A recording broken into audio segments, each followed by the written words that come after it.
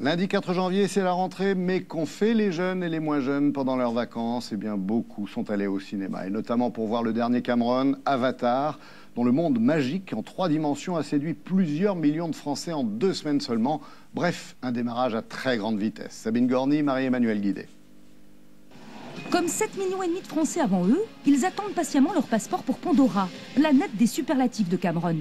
Avatar était le film le plus cher, 300 millions de $. Il est en passe de devenir le plus rentable grâce à des spectateurs totalement bluffés. Ces têtes que vous faites. Ah mais c'est un bonheur absolu. On sort vidé, voilà, 2h30, la bouche bée.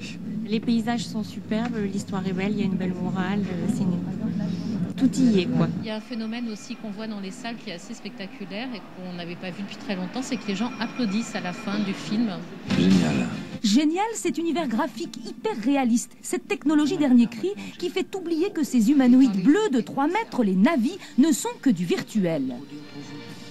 C'est ton avatar maintenant, Jake. Regardez le même procédé, la performance capture, utilisée il y a 5 ans par Zemeckis. Les personnages semblent faux.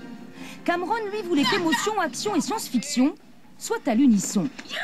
Je voulais qu'en voyant ce peuple Na'vi, on ait vraiment envie de rejoindre cette planète Pandora, de prendre un cheval ailé et d'aller vivre parmi eux.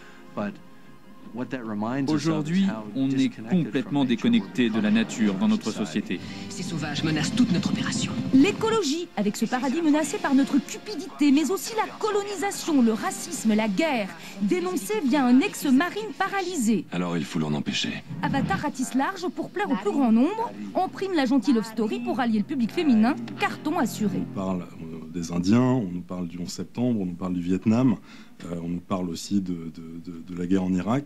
Donc voilà, c'est un espèce de film somme finalement sur les États-Unis. Ajoutez qu'avec la 3D, le film ne peut être piraté et qu'il est bien parti pour couler le Titanic du même Cameron.